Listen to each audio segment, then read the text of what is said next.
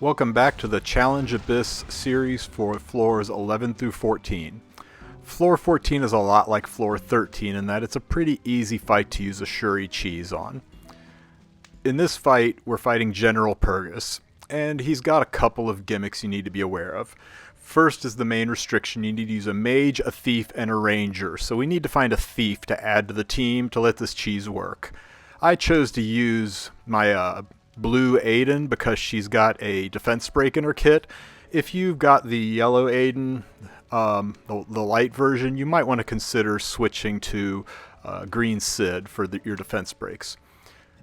The trial condition is we must inflict weakness on General Purrgis, and that's done by getting the Elite Soldier badge and impressing General Purrgis. And the way you do that is you kill all of the mini-bosses that he's got with him. Once they're all dead, you get the bonus. It's basically impossible to not get that weakness trial. So using the same auxiliary lots we used on the prior floor, Spirit's Breath, relatively fast, all that really matters. Using the same green lots we used on the prior floor, I've got them on Rod of Amaryllis for additional healing and, respectable speed and bulk. And the same Fire Shuri I used on the prior floor. Much like on the prior floor, if I switched them to attack boots, this would have been a lot smoother and faster. In fact, you can put him on a full-on DPS build. You could also run him on Miss Confile if you wanted additional defense break chances. It's probably not a bad idea.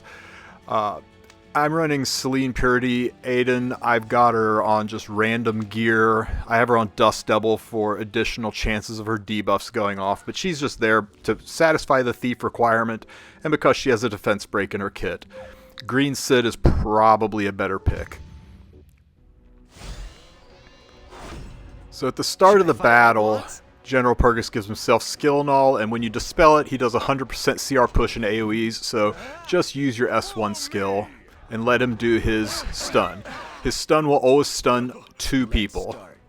If it stuns people that you can't live with, just restart until ones get stunned that you don't mind, but really, it shouldn't matter that much. It's only a 1-turn stun, just let it wear off. And then we proceed forward with the normal cheese, but in this case, we're not hitting General Purrgis. I mean, you can hit General Purrgis, it's just when you do, he CR pushes the whole team, just like General Purrgis normally does. And it makes the rats in the front cycle faster, and you take more damage. The other big reason is that while any allies are alive on Purrgis' team, he takes 30% less damage, so you really don't do a lot of damage hitting him, and the other enemies damage you more. So our goal is to take out all 4 of the rats first.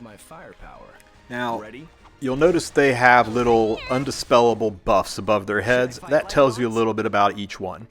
The ones that have the little swords above their heads, they do a 50% defense penetration when they hit you, so they hit rather hard. The one with the thief emblems above their heads, they steal buffs, so that can be a problem with the regen buffs, but I went after the sword-wielding ones first because they do more damage, but you can pick whichever one you want to go for first. Now, another thing to note about the front mobs, the ones with the sword icon, the warrior icon above their heads that do the defense penetration, when they have a debuff, they take like 70% more damage from single target attacks, whereas the ones with the thief icons take more damage from an AoE attack.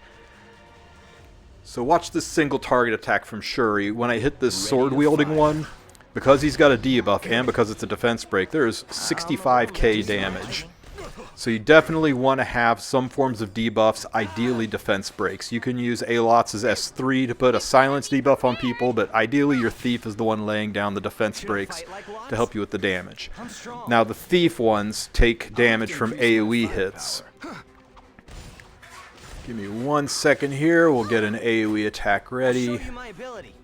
Hey, check the amount of damage this AoE hit does to those defense broken mobs in the back.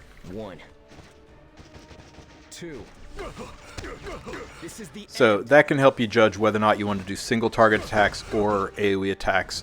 Regardless, you need to kill all of the mice.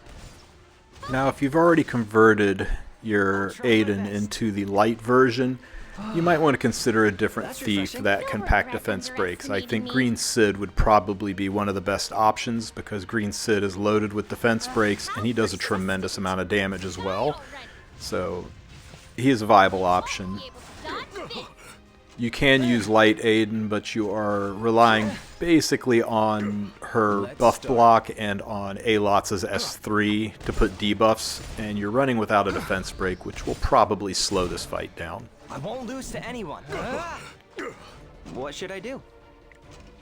Come on, everyone! One nice thing about this fight is the stability. As long as you kill off the mice and don't CR push the enemy too much by pounding into General Purrgis, you don't really take any damage. At no point in time in this fight was I at risk of failing.